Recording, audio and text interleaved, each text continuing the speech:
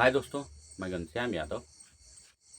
देखिए दोस्तों, height and distance दिया गया है। करा भूमि के एक बिंदु से जो मीनार के पाद बिंदु से 30 मीटर की दूरी पर है। कह रहा है कि भूमि के एक बिंदु से जो मीनार के पाद बिंदु से 30 मीटर की दूरी पर है, मीनार के शिखर का उन्नयन कोण 30 अंश है। तो करा कि मीनार की ऊंचाई ज्ञात कीजिए। देखिए, पहले आप लोगों को बनाते हैं, इसका फिगर हम ड्रॉ करते हैं, खींचते हैं और दिखाते हैं आपको।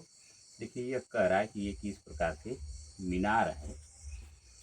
भूमि के एक बिंदु से मीनार के पाद बिंदु, यानी ये मीनार जो है, इसका पाद बिंदु का अर्थ होता है कि जहाँ पर वह मीनार खड़ी है, जो जमीन पर वह टिकी हुई है, उसको पाद बिंदु बोलते हैं। इससे कह रहा है कि 30 मीटर की दूरी पर इसकी दूरी 30 मीटर है। 30 मीटर देखिए, कह रहा है कि भूमि के एक बिंदु से इस बिंदु से जो है मीनार के पाद बिंदु से 30 मीटर की दूरी है। इस बिंदु से जो मीनार की पाद बिंदु है, मान लीजिए इसको ए, इसको बी, तो इसको मान लेते हैं सी। इस बिंदु से मीनार की पाद बिंदु की दूरी 30 मीटर है।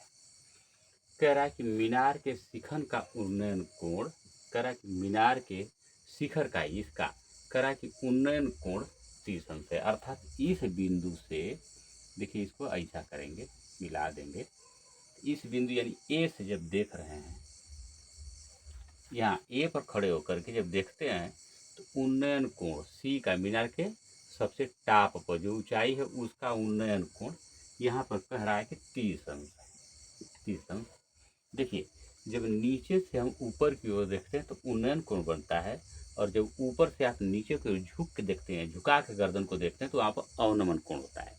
तो कह रहा है कि ए से इस मीनार के शिखर का कोण जो है 30 अंश उन्नयन कोण बनता है, और यहाँ से इसके पाद बिंदु की दूरी 30 मीटर की है। तो कह रहा है कि मीनार की ऊंचाई ज्ञात कीजिए। यही मीनार की ऊंचाई अर्थात BC की ऊंचाई आपसे पूछ रहा है, तो हम लिख लेंगे ये। इस चीज़ को हम लिखेंगे कि माना मीनार की ऊंचाई बराबर h। हम मान लेते हैं कि इसकी ऊंचाई जो है B से C की ऊंचाई जो है h है, ठीक है। और उन्नयन कोण ये पर कराएंगे 30 अंश है। देखिए, जिस कोण की बात होती है उस कोण की सम्मुख भुजा लंब कहलाती है। अर्थात BC भुजा जो है क्या हो जाएगी, इसकी लंब हो जाएगी। तो हम लिखेंगे, अब देखिए यहाँ पर, अच्छा कोण B पर कितने अंश का कोण बनेगा, ये 90 अंश का, अर्थात समकोण ही होगा। क्योंकि आप समझते हैं कि कोई मीनार सीधा ही ऊर्ध्वाधर खड़ी है, और इसमें जो क्षैतिज रेखा जो बनेगी, इनके बीच में जो एक 90 अंश का कोण अंतरित होता है। जब त्रिभुज में एक कोण 90 अंश का हो तो उसे हम समकोण त्रिभुज कहते हैं। तो हम लिखेंगे कि समकोण त्रिभुज ABC, यहाँ लिख सकते हैं समकोण त्रिभुज ABC में कोण B बराबर 90 अंश। हमने लिख दिया, कोण B जो है 90 अंश समकोण। तो अब देखिए, इसमें क्या लगाएंगे आप, tan थीटा लगा सकते हैं।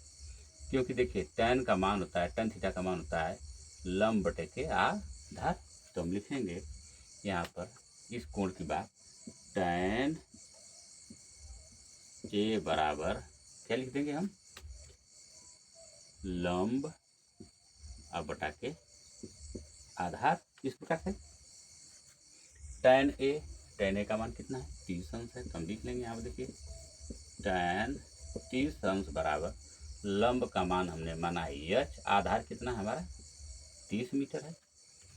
अब tan 30 अंश का मान हमारा होता है 1 बटा के कर्ण में 3 बराबर h बटा के 30। तो देखिए, अब h का मान निकालेंगे, क्या करेंगे, इससे इधर हम गुणा कर देंगे।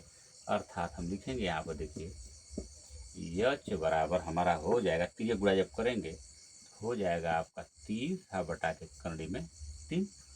चूँकि दोस्तों हम कर्ण में जो अंक होता है उसे हर में नहीं रहने देने की कोशिश करते हैं, कोशिश ये करते हैं कि ये अंश में चला जाए। तो इसको अंश में ले जाने के लिए अब हमें करना क्या होगा कि हमें हर में भी कड़ी में 3 से गुणा करना पड़ेगा और इसके अंश में भी कड़ी में 3 से गुणा करना होगा। तो जब गुणा करेंगे तो ये हो जाएगा आपका 30 कड़ी में 3। अब बटा के देखिए, कड़ी में 3 कड़ी में 3 जब गुणा कर देंगे तो ये 3 हो जाएगा। भाग देंगे तो 3 दहा में 30 हो जाएगा। अर्थात यच बराबर आपका हो जाएगा, ऊपर क्या बचा, आपका बचा 10 और कड़ी में 3 मीटर। यही आपका आंसर हो जाएगा। यच फॉर हाइट, इस मीनार की पूरी हाइट कितनी है, 10 कड़ी में 3। अब कड़ी में 3 का मान रखकर अगर 10 से गुणा कर लें तो आप शुद्ध रूप से निकाल सकते हैं, या इसको यहीं पर छोड़ दीजिए और 10 कड़ी में 3 जो है इस मीनार की ऊंचाई होगी। यही हमारा आंसर हो जाएगा।